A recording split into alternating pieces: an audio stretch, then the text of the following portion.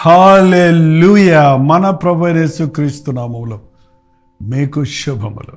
Good morning. తెల్లవారిందండి, 7 గంటలైంది. మరి ఇంతవరకు మీరు ఇంకా మేల్కోలేదా? లేక ఈ పాటికి మీ కాలకృత్యాలు తీర్చుకొని ప్రార్థనతో వాక్యం కొరకు సిద్ధంగా ఉన్నారా? రండి, దేవుని మాటలు ధ్యానిద్దాం. మనకెంతో ఆశీర్వాదం. ప్రార్థన. పరిశుద్ధుల నీకు వందనములయ్యా.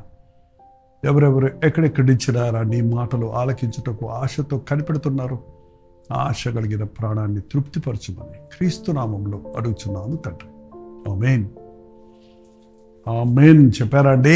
ఆమేన్ అంటే అవును గాక. మరి మీరు ప్రభువుని నమ్ముకున్నారా? యేసు ప్రభువుని మీ సొంత రక్షకుడిగా అంగీకరించారా? మీకు రక్షణ సాక్ష్యం ఉందా? రోజు వాక్యం వింటున్నాం, ప్రార్థన చేసుకుంటున్నాం, చర్చికి వెళ్తున్నాం అని కొన్ని పద్ధతుల ప్రకారంగానే ప్రభువుని వెంబడిస్తున్నారా? లేక ఆత్మతో సత్యముతో ఆయన్ని ఆరాధిస్తున్నారా? అసలు మీరు నమ్మిన ప్రభువు ఎంత గొప్పవాడో మీరు ఎరుగుదురా? యేసు ప్రభువులోని గొప్పతనాన్ని మనం ఎరగాలంటే, ఒకటి, ఆయన పరిశుద్ధ గ్రంథాన్ని పఠించాలి. 2, ఆయన సన్నిధిలో ప్రార్థించాలి. 3, ఆయన బిడ్డల సమూహములో మనం కూడి వచ్చినప్పుడు దేవుడు చేసిన ఆశ్చర్య అద్భుత కార్యాలను గురించి మనం వింటున్నప్పుడు మన విశ్వాసం వృద్ధి చెందుతుంది. రోజు మన శరీరానికి ఆహారం ఎంత అవసరమో, ప్రతిరోజు మన ఆధ్యాత్మిక జీవితానికి విశ్వాస వ్యాయామాలు, వాక్య పఠన ధ్యానాలు అంత అవసరం. యేసు ప్రభువుడి గురించి మీరు మొదటి నుంచి అసలు ఏదో కొంచెం ఆయన సంగతి కాదు, ఆయన శరీరధారిగా వచ్చినప్పుడు ఆయన ఎలా ఈ లోకంలో జీవించాడు, ఏం చేశాడు అనేది మీరు తెలుసుకోవాలంటే మత్తయి, మార్కు, లూకా, యోహాను సువార్తలు మీరు బాగా చదవండి. ఆయన జనన విధానం కాడి నుంచి ఆయన శిలువ మరణ పునరుద్ధానాల వరకు ఆయన పరిచర్య విషయాల అనేక విషయాలు ఈ సువార్తల్లో వ్రాయబడి ఉన్నాయి. ప్రభువు ఒకటి చేశాడు, ఒకటి చేయలేదు కాదు అని కాదు. ఆయన అద్భుతాలు చేశాడు, స్వస్థతలు చేశాడు, పాపులను రక్షణ నడిపించాడు, మనుషుల జీవితాలకు మార్పు కలుగు చేశాడు, సమాధానం లేని వారికి సమాధానం ఇచ్చాడు, భయంకరమైనటువంటి దురాత్మల చేత పీడించబడుతున్న వారికి విడుదల కలుగు చేశాడు. ఈ లోకంలో సగటు మనుషుడు ఏదో ఒక సమస్యతో సతమతం అవుతూనే ఉన్నారు. ఇప్పుడు కూడా మనకి చాలా రోగాలు, పోరాటాలు, సమస్యలు, చిక్కులు, వ్యాధులు, కలహాలు, కుటుంబంలో సమాధానం లేని పరిస్థితి, ఎన్నో పోరాటాలు ప్రతి మనుషుడు ఈరోజు కూడా ఎదుర్కొంటున్నాడు. వీటన్నిటికీ కారణం పాపం. అది ఆదాము హవ్వల నుండి పితృపారంపర్యంగా మనల్ని వెంటాడుతూనే ఉంది. పాప బీజం మనలో ఉంది కాబట్టి, ఆ పాప స్వభావం మనలో ఉంది కాబట్టి దాన్ని మనం మన సొంత శక్తి చేత మనం బయటపడలేం. మనం నివసించే లోకం కూడా పాపలోకమే. సాతాను అధికారంలో ప్రస్తుతం ఈ ప్రపంచం నడుస్తుంది, తెలుసు కదా. ఈ లోకాధికారి సాతాను. ఎందుకు ఇచ్చారు, ఎవరిచ్చారంటే మనమే ఇచ్చుకున్నామండి. మనుషుడే తన అధికారాన్ని సాతానికి ఇచ్చాడు. న్యాయంగా దేవుడు సాతాను చేతుల్లో ఉన్న అధికారాన్ని తీసుకోవడం కొరకే తను మనిషిగా వచ్చి సాతానును మనిషిగా రక్తమాంసాల్లో పాలిభాగస్తుడై సాతాన్ని జయించి మరణాన్ని, పాతాళాన్ని జయించాడు. వాళ్ళ యేసు నామములో పాప క్షమాపణ ఉన్నది. యేసు ప్రభు నామములో మనకు జయం ఉన్నది. నమ్మిన వారికి అది జరుగుతుంది. నమ్మి ప్రభువును వెంబడించేవారు నిత్య నరకం నుండి నిత్య పరుల రాజ్యానికి, నిత్య జీవానికి వారసులవుతున్నారు. నమ్మి బాప్తిసం పొంది పాత జీవితాన్ని విడిచి క్రీస్తు కొరకు నూతన జీవితం జీవించేవారు రక్షించబడుతున్నారు. ఇంకా అపవాదిని, దాని ఆశలను, దాని యొక్క తాత్కాలికమైన లోక సంబంధమైన ఇచ్చలకు, అల్పకాల పాపభోగానికి గురై ఈ లోకమే సర్వస్వం అనుకునేవారు తమను తాము మోసగించుకుంటున్నారు, నష్టపోతున్నారు. ఇంకా చెప్పాలంటే అసలు యేసు ప్రభు ఇంతవరకు సాతాను జయించినప్పటికీ అఫీషియల్గా అపవాదిని బిళవులో బంధించలేదు. ఎందుకంటే దాని కొరకు పాతాళం సిద్ధపరచబడిందండి. అది నరకం మన కోసం కాదు, అపవాదికి దాన్ని అనుసరించిన దూతల కొరకు సిద్ధపరచబడింది. ఆత్మకు చావు లేదు కనుక ఆత్మను బంధించాలి. ఆ పాతాళములో నిత్య నరకం అది. అగ్ని ఆరదు, పురుగు చావదు. అట్టి భయంకరమైన పరిస్థితులకు, అట్టి బిళవులకు సాతానును బంధించడానికి ప్రభువు సిద్ధంగా ఉన్నాడు. కానీ ఇంకా ఎందరో యేసుక్రీస్తు చూపించిన ప్రేమను గుర్తించక, ఆయన చేసిన శిలువ యాగమునందు విశ్వాసం ఉంచక, ఆయన నామములో పాప క్షమాపణ ఉన్నది, నిత్య జీవం ఉన్నదని విశ్వసించక, ఇంకనూ సాతాను మత్తులో అపవాదిని వెంబడిస్తున్న మూలాన వారికి కూడా సువార్త ప్రకాశం కలగాలని, వారు కూడా యేసు నామములోని శక్తిని ప్రకటించబడాలని, వారి వినిపించబడాలని దేవుడు తామసం చేస్తున్నాడని బైబిల్ తెలియజేస్తుంది. అనేక మంది వింటున్నారు కానీ విశ్వసించే విషయంలో వెనకాడుతున్న మూలానే ఇంకా మనం పూర్ణమైన రక్షణ పొందలేకపోతున్నాం. యేసు ప్రభు ఈరోజు కూడా నిన్న నేడు నిరంతరము ఏకరీతిగా ఉన్నవాడు. ఆయన ఆ రోజున ఏం చేశాడో ఈరోజు కూడా అదే చేస్తున్నాడు. ఆ రోజున ఆయన శరీరధారిగా కొంతప్పటికే కొన్ని ప్రాంతాల్లోనే ఉండగలిగాడు. కానీ వాళ్ళ ఆత్మస్వరూపిగా ప్రపంచమంతటా ఎక్కడ పడితే అక్కడ, 2-3 ఎక్కడ ఆయన నామంలో ఉంటారో, ఎక్కడ ఆయన నామాన్ని ఎలుగెత్తి ప్రార్థిస్తారో వారి ప్రార్థన వినేవాడు, వారి మధ్యలో ఉండేవాడు, వారికి స్వస్థతలు కలుగ చేసేవాడు. నమ్మండి. మత్తయి సువార్త 4వ అధ్యాయము 23వ వచనంలో ఇలా ఉంది చూడండి. యేసు వారి సమాజ మందిరములలో బోధించుచు దేవుని రాజ్యమును గురించి సువార్తను ప్రకటించుచు, ఈరోజు మేం చేసేది అదేనండి. యేసు ప్రభు మాకు అప్పచెప్పాడు, నేను బోధించిన బోధను మీరు మరలా జ్ఞాపకం చేయండి. మీరు ప్రజలకు పరలోక రాజ్యాన్ని గురించి చెప్పండి.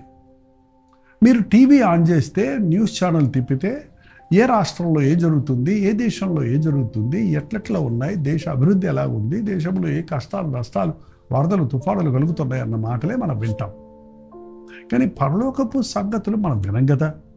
పరలోక రాజ్యపును గురించిన ఎలా ప్రవేశించాలి, అది ఎలా ఉంటుంది, ఎక్కడ ఉంటుంది అనే విషయాలు ఎప్పుడన్నా మీరు ఈ లోకపు సమాచారాల్లో వింటున్నారా? పరిశుద్ధ గ్రంథం అది ప్రబోధిస్తుంది. పరిశుద్ధుడైన ప్రభు మనకి ఈ లోకంలోనికి వచ్చినప్పుడు అది ఎప్పుడు ఆయన ప్రస్తావన పరలోక రాజ్యం గురించే. పరలోక రాజ్యంలో ప్రవేశించాలంటే ఏం చేయాలి, పరలోక రాజ్యంలో గొప్పవాడిగా ఉండాలంటే ఏం చేయాలి, ఆయన పరలోకాన్ని గురించి బోధించుచు, దేవుని రాజ్యాన్ని గురించి బోధించుచు సువార్తను ప్రకటిస్తున్నాడు. ఏంటి సువార్త? మనందరం పాపులం, ఏ భేదము లేదు, అందరూ పాపము చేసి దేవుడు అనుగ్రహించు మహిమను పోగొట్టుకుంటున్నారు. మనిషి పాపి, పాపం వల్ల వచ్చు జీతం మరణం.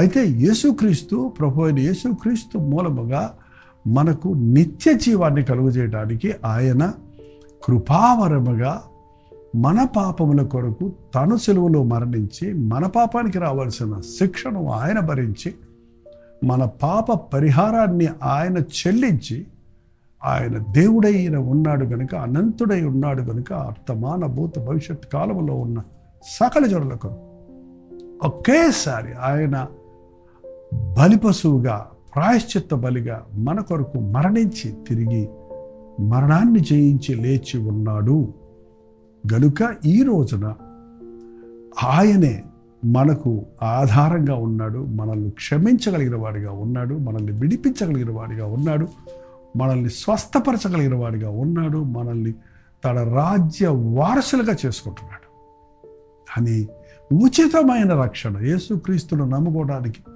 పరలోక రాజ్యం వెళ్ళడానికి టికెట్ బుక్ చేసుకోక్కర్లేదు, డబ్బులు కట్టక్కర్లేదు, దాన ధర్మాలు చేయక్కర్లేదు.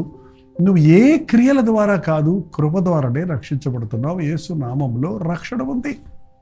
క్రీస్తు రక్తములో మన దోషములు కడగబడుతున్నాయి, పాప క్షమాపణ మనం పొందుకుంటామన్న సువార్తను ప్రకటిస్తున్నాం. ఏంటి ఇది? యేసుక్రీస్తు మతం కాదండి, మతాన్ని ప్రకటించడం లేదు. మిమ్మల్ని నిత్య జీవానికి వారసుడు చేసే ప్రభు ఉన్నాడు. మీ పాప దోషములకు రావలసిన శిక్ష నుండి మిమ్మల్ని తప్పించే ప్రభు ఉన్నాడు. మీ రోగముల నుండి, సమస్యల నుండి మిమ్మల్ని విడిపించగలిగిన క్రీస్తున్నాడు. ఆయన మీ శ్రమను భరించి మీకు విడుదలిచ్చాడు. పాపమును క్షమించుటకు ఆయనకి మాత్రమే అధికారం ఉన్నది. నేనే మార్గము, జీవము, సత్యమునైనాడు. నా ద్వారా తప్ప ఎవరు తండ్రి అంతకు, పరలోకమునకు రాలేడు అన్న ప్రభువును, ఆయన ప్రేమను, ఆయన గొప్పతనాన్ని, ఎంత పాపినైనా క్షమించగలిగిన, ఎన్ని పాపములైనా ఆయన రక్తము కడగగలదు అన్న సువార్తను ప్రకటిస్తూ ఉన్నాం. నమ్మితే మేలు పొందుతారు.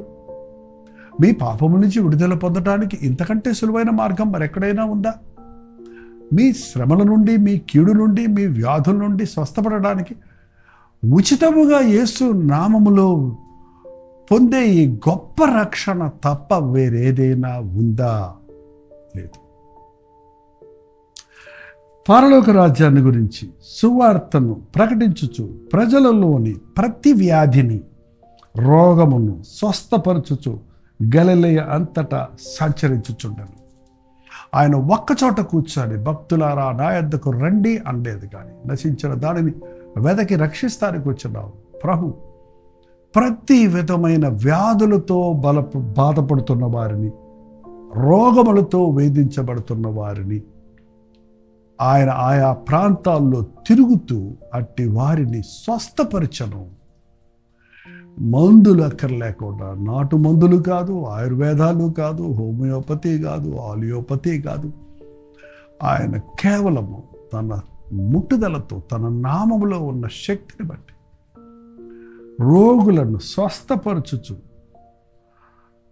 ప్రతి విధమైన వ్యాధిని, రోగమును స్వస్థపరచుచు సంచరిస్తూ ఉన్నాడు. ఆయన కీర్తి సిరియా దేశం అందంతటా వ్యాపించను. నానా విధములైన రోగముల చేతను, వేదనల చేతను పీడించబడిన వ్యాధిగ్రస్తులందరినీ, దెయ్యం పట్టిన వారిని, చంద్రరోగులను, పక్షవాయువు గల వారిని వారు ఆయన యొద్దకు తీసుకుని రాగా ఆయన వారిని స్వస్థపరచను. ఇవాళలో రోగాల పట్టి ఏర్పాటు చేస్తారండి. ఎన్ని రకాల రోగాలు కదా.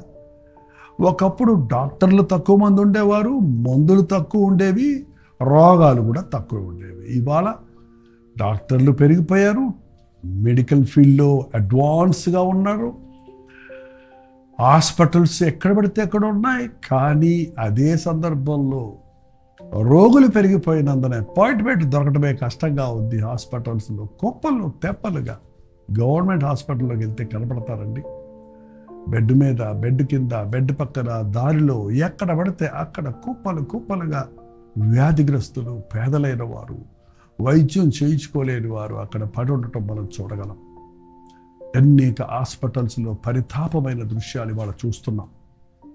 ప్రభువునందు విశ్వాసం ఉంచండి. ప్రభువు హాస్పిటల్కి వచ్చి అందరినీ స్వస్థపరచకూడదా అంటారు, కానీ ప్రభువునందు విశ్వాసం ఉంచిన వారిని ఆయన ఇప్పుడు కూడా స్వస్థపరుస్తాడు. ప్రభు దగ్గరికి వెళ్ళాలంటే నువ్వు ఒక చర్చికో, కొండకో వెళ్ళాల్సిన అవసరం కూడా లేదు. ఆయన యందు విశ్వాసంతో నీవెక్కడున్నావో అక్కడ మోకరించి, ప్రభువా పాపినైనా నన్ను కరుణించు అంటే నీవు స్వస్థపరచగలవు. నీవు పొందిన దెబ్బల ద్వారా నాకు స్వస్థత ఉన్నది అని విశ్వాసంతో ప్రార్థిస్తే అద్భుతమైన స్వస్థతలు ఈరోజు కూడా జరుగుతున్నాయండి. హాస్పిటల్లో వైద్యములు చేయించుకున్న వారు వైద్యములు చేసినప్పటికీ నీ స్వస్థత ప్రభువే కలుగు చేశాడన్న సంగతి గుర్తించి ప్రభువును స్తుతిస్తున్నారు.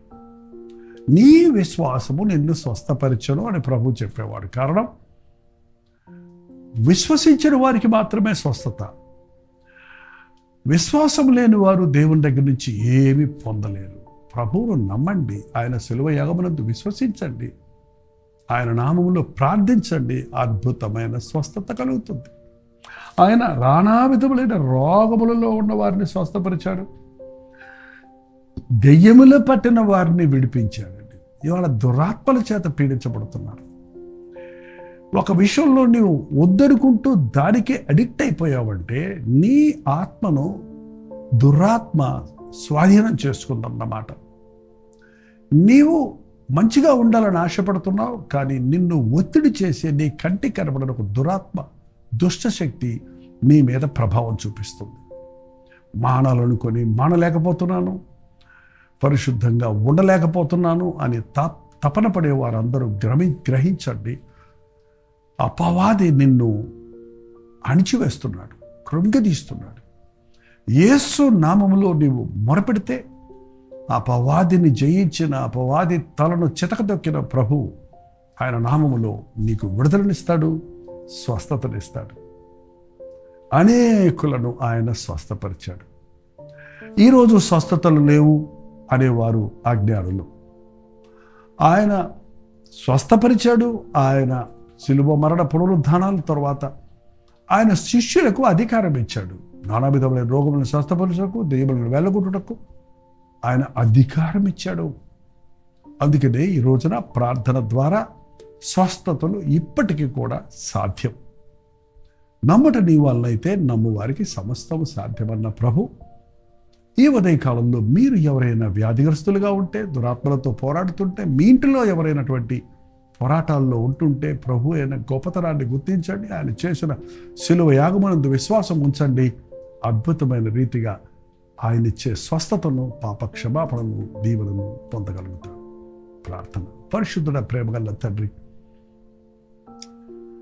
ఈ ఉదయకాలం ఎవరెవరు నాయన అనారోగ్యాలతో ఈ మాటలు వింటున్నారో, నా వాక్కును పంపి వారిని స్వస్థపరచునన్న మాట ప్రకారం వారు విశ్వసించుచుండగా ఇప్పుడే ఎక్కడెక్కడ ఎటువంటి ఘోరమైన, ఎటువంటి సీరియస్ డిసీజెస్తో బాధపడుతున్నారు, పక్షవాతంతో పడకల మీద ఉన్నారు, జ్వరములతో పీడించబడుతున్నారు. ఆ రోజు పేతురు అత్తను ముట్టగానే ఆమె జ్వరము వీడినట్టు నీ సువార్త సత్యము ద్వారా ఇదిగో వినుచున్నవారు ఎక్కడెక్కడ నుండి గాయపడిన హస్తమును చాపి నీవింకను సజీవుడవని, స్వస్థపరచువాడవని, అద్భుతములు చేయువాడవని వారు నీ యందు మరింత విశ్వాసం ఉంచుటకు, నీ సాక్షులుగా బ్రతుకుటకు, అనారోగ్యములతో, బలహీనతలతో, వేదనలతో, సమస్యలతో, రకరకాల దురాత్మల శక్తులతో పీడించబడుతున్న ప్రతి ఒక్కరిని నజరుడైన యేసుక్రీస్తు నామములో విడుదల చేయుచున్నాము నాయన.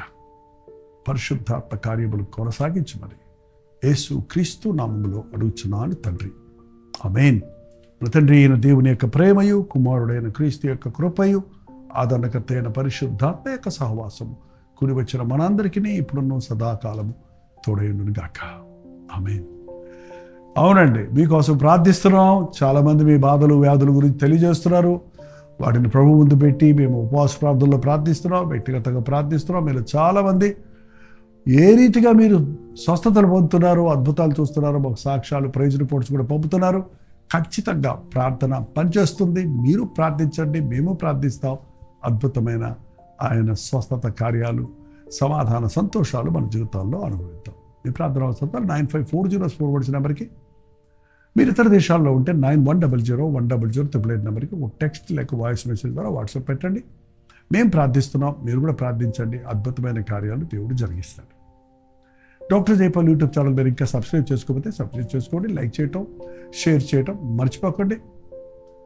ప్రతిసారి మీరు దేవుని వాక్యాన్ని వింటున్నప్పుడు వాక్యాన్ని హృదయంలో భద్రపరుచుకొని ధ్యానించండి. అద్భుతమైన ఆశీర్వాదాలు పొందుతారు. ప్రస్తుతమైతే మధ్యాహ్నం 3 గంటలకు హెచ్చరిక, అలాగే రాత్రి 9 గంటలకు కలవరి ప్రతిదినంలో లైవ్లో జూమ్లో మళ్ళీ కలుసుకుందాం. అంతవరకు దేవుడు మహాకృప మీకు తోడైనను గాక.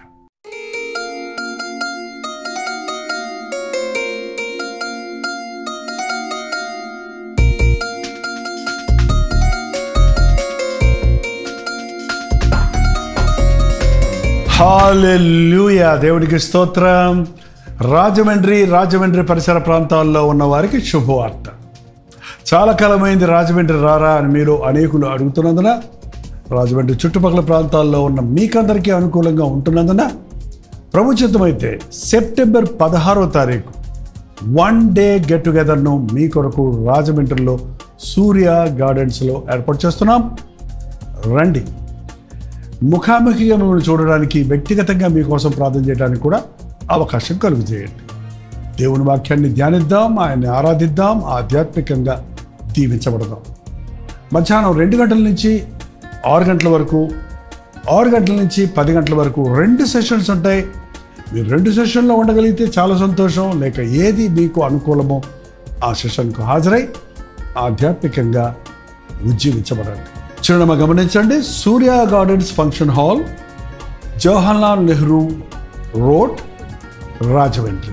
ఇంకా విషయమే మీకు వివరాలు కావాలంటే 9884707779 లేక 9884807779 అనే నెంబర్లకు మీరు కాల్ చేయండి, లేకపోతే వాట్సాప్ పెట్టండి. 954041 నెంబర్కి కూడా మీరు వాట్సాప్ మెసేజ్ పెట్టవచ్చు. తప్పకుండా మీకు వివరాలు తెలియజేయబడతాయి. మీ స్నేహితుల్ని, బంధువుల్ని కూడా పిలుచుకోండి. రాజమండ్రి పరిసర ప్రాంతాల్లో ఉన్న మీరందరూ వస్తారని ఎంతో ఆశ ఎదురు చూస్తున్నాం. మనందరం కలిసి మన ప్రభు నామాన్ని మహింపరుద్దాం. రండి, ఆశీర్వదించబడండి.